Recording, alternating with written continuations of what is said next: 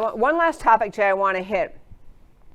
I get notes from listeners, a lot of notes from listeners. I do try to hit the topics that you send me, and there just isn't possible to do all of them. But someone sent me a note, and I had not heard about this, so I'm going to tell you this story quickly. And this has to do with COVID and has to do with where we are in this country in dealing with the coronavirus. So a listener sent me this email in which she was talking about a story she heard, and I went and found the story out of a place along the southern border of Texas, a South Texas county. The county is called Starr, S-T-A-R-R. Never heard of it, never been there. Starr County, Texas. But they had a relatively low number of COVID cases. They were doing well, and then they've had a big influx of COVID cases to the point that the hospital is overrun in their community, or that's the story. And so, because that is happening, they literally saying they don't have enough hospital beds for all the people who are suffering, seriously suffering from COVID in Starr County. And to understand, by the way, in case you missed this little factoid, the reason for this uptick is because it's along the southern border, and most of the people filling these hospitals have crossed the Mexican border. But I digress. They have a problem. So what this county did is put out a statement how they're actually going to have to engage in, then this is their term, they're going to engage in having a committee put together to assess the at-risk population, disparity in medical services, low socioeconomic population, and they've reached a tipping point. And they said the county claims it has been forced to form what's being compared to a so-called death panel. The county health board that governs the hospital there, Starr Memorial, is set to authorize critical care guidelines. This past Thursday, that will help medical workers determine ways to allocate scarce medical resources on patients with the best chance of survival, and actually talking about having to send people home to die at home. This is supposedly the point of this. Send people home because they can't find sufficient hospital beds. They're assessing, therefore, who's most likely to survive. This is, they're talking about death panels. That was a story that was run in the very left-wing Fort Worth Star-Telegram. Now, I would like to introduce a little bit of truth to this story. Number one, I cannot imagine the hospital board, the county commissioners, any official with any authority whatsoever in the great state of Texas is going to authorize death panels and sending people home to die at home, that's the claim, when we live in the great state of Texas, where we have had doctors all over the state talking about finding effective treatments and using effective treatments on the COVID-19. Literally, we have had hydroxychloroquine, which we've had Dr. Robin Armstrong of Houston on this show. We've had Yvette Lozano of Dallas, another doctor using hydroxychloroquine. Doctors around the country talking about hydroxychloroquine along with other things they use with it. I always forget the names of the other two things, but you have doctors talking about finding this treatment completely effective. As in literally, Robert Armstrong on my show, a doctor in Houston, said the entire senior citizen nursing home for which he is the doctor, they had a COVID-19 outbreak. They had massive numbers, and he treated them, hydroxychloroquine, and the two other things that go with it, and everybody survived.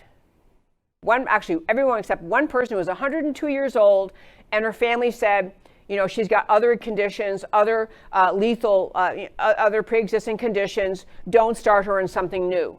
Beside that, they all survived. On top of that, you may have seen in Washington yesterday, there was a public, like a public town hall, a frontline, they called it frontline doctors, called a press conference in front of the Supreme Court. Doctors from all over the country standing there and saying, let us tell you, we're using hydroxychloroquine, and it is working. We are finding patients being healed by using hydroxychloroquine. Doctors standing there voluntarily went to Washington to stand there in front of the cameras. They said their names. They said what they've been doing, and they are talking about hydroxychloroquine works to effectively treat COVID-19. And yet, that conference, which went viral, of course, it went viral on Twitter, viral all over the internet, and every social media outlet in this country has taken it down. I'm talking Twitter and Instagram and Facebook and YouTube have taken it down. No one's allowed to see this conference. No one. You're not allowed to do it. It is like they're saying, we aren't going to let you know there is a cure, that there is an effective treatment. They're just saying, no, no, no. And I have to tell you, and even you can see the notice, some of you seen quite often on Twitter and Facebook and all over social media, that this posting violates our community standards about safety in the era of COVID-19. So doctors who are actually practicing medicine, looking in the camera saying, my name is so-and-so, and I've used this on my COVID-19 patients, and they're getting better, and they're recovering. And one woman who's a Houston doctor, who's actually from Africa, she's from Nigeria, but she lives here now, practices medicine here now, she's treated successfully 350 patients who had COVID-19, and the survival rate is all 350 got over COVID-19. All 350. But the media says, I don't want to hear this. We're going to talk more about this censoring, but they've been shut down. I've also had, so I want to know why these doctors in Starr County, why the county commissioner's court, why everyone involved is not screaming from the rooftops, hey, instead of sending all you people home to die, which is what they're claiming, why don't you send them to doctors or let them know about this and have them find their own doctors who might prescribe the COVID treatment? Why not? Why not do this? It's the most outrageous thing imaginable that their answer is send them home to die versus understand that treatments are available. Last thing before I go to why it matters to you, I had on my show on July 2nd, actually, I had Dr. Richard Bartlett. He is a doctor from Midland, Texas. He is successfully treating COVID-19 patients with an inhaled steroid used with a nebulizer, inhaled steroid called budesonide. He's had the same thing, tremendous results, people getting better, treatment after treatment after treatment, hundreds of patients. He's been all over media, going everywhere he can, saying, we don't have to be scared, this works. My point is, people, ask yourself why, and we're going to have to come back to this another day, but ask yourself why. You have doctors claiming these things. You have a new study out of the Henry Ford Health System, other studies around the country showing hydroxychloroquine works, and the answer of the media. And even in articles on our website, you can go to an article out of Newsweek, another doctor from Yale, Harvey Reisch, talking about, he's a professor of epidemiology at Yale School of Public Health, talking about hydroxychloroquine works.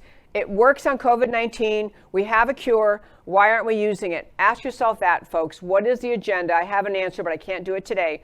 What is the reason to fight so hard to keep America in the dark, keep America ignorant about treatments that are working for COVID-19?